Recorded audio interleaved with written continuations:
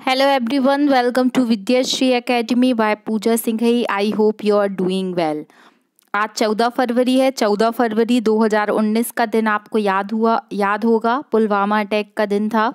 आज का थॉट है कि शहादत के किस्से, इनकलाब की कहानी बरसों तक याद रखेगा हर नागरिक, वीर जवानों की कुर्बानी। 40 भारतीय शहीदों ने अपने देश की आन बान शान के लिए अपने प्राणों की आहुति भारत माता के चरणों में समर्पित की थी। उन सभी को हम वीर शहीदों को नमन करते हैं और आज का करंट अफेयर की शुरुआत करते हैं।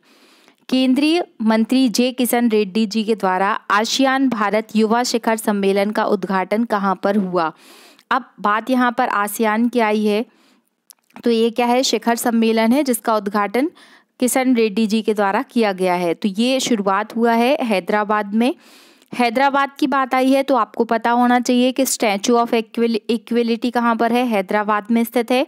अभी गोल्ड एटीएम का उद्घाटन भी हैदराबाद में किया गया था। ऑपरेशन पोलो को कब एग्जीक्यूट किया गया था, ये आप कमेंट बॉक्स में लिखकर बताएंगे। बात आसियान की है तो भारत और जो पूर्वी देश है उनके साथ संबंधों को बढ़ावा देने के लिए आसियान की स्थापना की गई थी। Association of south east Asian nation 1967 में आसियान बना था। वर्तमान में इसमें कितने सदस्य हैं, तो 11 सदस्य हैं। पहले इसमें 10 सदस्य थे, अभी 11वां सदस्य ऐड हुआ है। तो आप मुझे कमेंट बॉक्स में लिखकर बताएंगे कि वो 11वां सदस्य कौन सा है। ये मैंने पहले वाले करंट अफेयर में पढ़ाया भी था, तो ये क्वेश्चन आपको याद रखना है। Second question most important mark कीजिएगा, ये प्रश्न पूछा जाएगा क्योंकि विश्व हिंदी सम्मेलन 15 से 17 फरवरी को फिजी में होने वाला है। इस वर्ष का विश्व हिंदी सम्मेलन के कौन से नंबर का सम्मेलन फिजी में आयोजित होगा। तो आपसे ये संस्करण पूछा है, तो इस बार जो होने वाला है वो होने वाला है 12वां सम्मेलन और फिजी में होने वाला है। इस वर्ष की जो थीम रखी गई है वो रखी गई है पारंपरिक ज्ञान से आर्टिफिशियल इंटेलिजेंस तक, क्योंकि हम देखते हैं कि हमारा जो ट्रेडिशनल नॉलेज है हम उसको यूज़ करके आज क्या है, आर्टिफिशियल इंटेलिजेंस का यूज़ कर रहे हैं। इसमें जो मुख्य अतिथि के तौर पर भारत की ओर से जाने वाले हैं वो होंगे एस जयशंकर जी, तो ये भी आपको याद रखना है। विश्व हिंदी दिवस कब मनाया जाता है, तो 10 जनवरी को विश्व हिंदी दिवस मनाया जाता है। लेकिन आपको बताना है कि राष्ट्रीय हिंदी दिवस कब मनाया जाता है। तो राष्ट्रीय हिंदी दिवस कब मनाते हैं ये आप मुझे कमेंट बॉक्स में लिखकर बताएंगे। ये fourth ASEAN India youth summit होने वाला है कहाँ पर, हैदराबाद में। और पहली बार पैसिफिक देश फिजी में आयोजित होगा 12वां विश्व हिंदी सम्मेलन। आपसे नंबर याद रखिएगा कौन से नंबर का है, इस वर्ष वाला 12वें नंबर का है।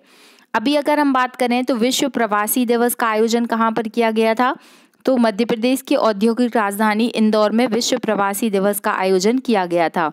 और इस वर्ष का G20 का जो 2023 में बैठक होने वाली है हुई है भारत में, तो वो कौन से नंबर की थी, तो वो 18वें नंबर की थी। इस तरीके से आपको इतने फैक्ट याद रखने पड़ेंगे। नेक्स्ट क्वेश्चन है दुनिया की सबसे अत्याधुनिक मानव रहित यातायात प्रबंधन प्रणाली स्काई यूटीएम, ये एटीएम नहीं है, ये यूटीएम है। What is the full form of UTM, UTM का फुल फॉर्म है अनमेन्ड ट्रैफिक मैनेजमेंट। तो ये क्या है, आप देखते हैं स्काई मतलब जो स्पेस है वहाँ पर क्या होता है, बहुत सारे सैटेलाइट और बहुत सारे जो हेलीकॉप्टर और बाकी सब चीज़ें हैं वो सब रहती हैं, तो उसके कारण क्या होता है वहाँ पे भी ट्रैफिक हो जाता है। तो स्काई यूटीएम जो है ये भारत के द्वारा बनाया गया है, क्या है, एक अनमेन्ड ट्रैफिक मैनेजमेंट सिस्टम है जिसमें कोई मानव नहीं होगा, ये पूरी तरीके से मानव रहित सिस्टम पर बेस्ड होगा।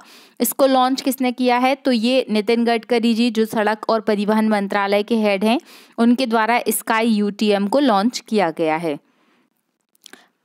पहली महिला कार्यवाहक मुख्य न्यायाधीश कहाँ पर बनी है और कौन बनी है। तो जब भी कोई पहली महिला पहला पुरुष इस तरीके से कोई अपॉइंटमेंट होती है तो वो महत्वपूर्ण होती है। तो इस वर्ष पहली महिला कार्यवाहक मुख्य न्यायाधीश बनी है गुजरात हाई कोर्ट की सोनिया गोकाडी। तो ये पहली बार गुजरात हाई कोर्ट की कोई कार्यवाहक महिला मुख्य न्यायाधीश बनी है, तो आपको याद रखना है इनका नाम, गुजरात हाई कोर्ट की ये प्रमुख बन चुकी हैं। आपसे क्वेश्चन पूछा जाए कि पहली महिला न्यायाधीश कौन थी, तो सुप्रीम कोर्ट की पहली महिला न्यायाधीश थी फातिमा बीवी। पर कभी भी कंफ्यूजन मत रखिएगा, क्योंकि यहाँ पर आपको कंफ्यूज करने के लिए पूछ सकता है कि भारत की प्रथम महिला मुख्य न्यायाधीश कौन थी। तो अभी तक भारत में कोई भी महिला है वो CJI मतलब जो मुख्य न्यायाधीश हैं वो नहीं बनी है। भारत की पहली न्यायाधीश थी फातिमा बीवी, ना कि मुख्य न्यायाधीश। अब हमें देखना होगा, शायद 2028 तक भारत को प्रथम मुख्य महिला न्यायाधीश मिल सकती हैं। नेक्स्ट क्वेश्चन है नमस्ते योजना। ये योजना काफ़ी महत्वपूर्ण है, अभी रिसेंटली एग्जाम में पूछी भी गई है। नमस्ते योजना को किस उद्देश्य से शहरी निकायों को विस्तारित करने की घोषणा की गई है? तो 100% यांत्रिक स्वच्छता, जो सीवर है उसकी स्वच्छता के लिए मैन्युअली काम नहीं किया जाएगा। सफाई कार्य में मनुष्य को यूज़ ना करके हम मशीन का यूज़ करके क्या कर सकते हैं, सेप्टिक टैंकों की सफाई करवा सकते हैं। तो 100% तक हमें क्या करना है, इस स्वच्छता अभियान में मशीनों का यूज़ करना है, इसीलिए नमस्ते योजना को लाया गया है। तो ये काफ़ी चर्चा में रही थी, इसलिए इस योजना के बारे में आप याद रखिएगा। नेक्स्ट क्वेश्चन है Delhi Mumbai expressway. Again most important question, mark कीजिएगा। दिल्ली मुंबई एक्सप्रेसवे की कुल लंबाई है 1386 किलोमीटर। अब ये कहाँ कहाँ कौन कौन से स्टेट से गुजरेगा ये सब भी पढ़ना पड़ेगा। ये है स्काई UTM जिसको लॉन्च किया गया है अभी। दिल्ली मुंबई एक्सप्रेसवे, तो अब दिल्ली से मुंबई तक का जो रास्ता है वो बहुत ही कम टाइम में हम कवर कर सकते हैं। ये कौन कौन से स्टेट से होकर गुजरेगा, तो हरियाणा, राजस्थान, मध्य प्रदेश, गुजरात और महाराष्ट्र, इन स्टेट से होकर ये दिल्ली मुंबई एक्सप्रेस भी गुजरने वाला है। और ये सबसे बड़ा है, इसलिए काफ़ी अधिक चर्चा में रहा। याद रखिएगा, इसकी लंबाई है 1386 किलोमीटर। विश्व रेडियो दिवस 13 फरवरी। 13 फरवरी को कौन सा महत्वपूर्ण दिन रहता है, तो विश्व रेडियो दिवस रहता है। इस वर्ष की थीम है रेडियो एंड पीस, तो ये आपको याद रखना है। 13 फरवरी को एक और महत्वपूर्ण दिन रहता है जिसे हम क्या मनाते हैं, राष्ट्रीय महिला दिवस के रूप में मनाते हैं, जो कि स्वर कोकिला सरोजनी नायडू जी का जन्मदिन रहता है। सरोजनी नायडू जी को और क्या कहा जाता है, तो ये भारत की प्रथम भारतीय महिला कांग्रेस की अध्यक्ष थी। ये प्रश्न पूछा गया है, इसलिए इसको याद रखिएगा। नेक्स्ट क्वेश्चन है रिवर सिटी अलायंस धारा के सदस्यों की वार्षिक बैठक का आयोजन कहाँ किया गया है। यहाँ पर जो धारा टर्म यूज़ किया गया है, तो वो जो रिवर सिटी अलायंस है उसी के लिए यूज़ होता है धारा। इसके सदस्यों की जो वार्षिक बैठक, एनुअली बैठक हुई है, वो हुई है पुणे में, तो इसको याद रखिएगा।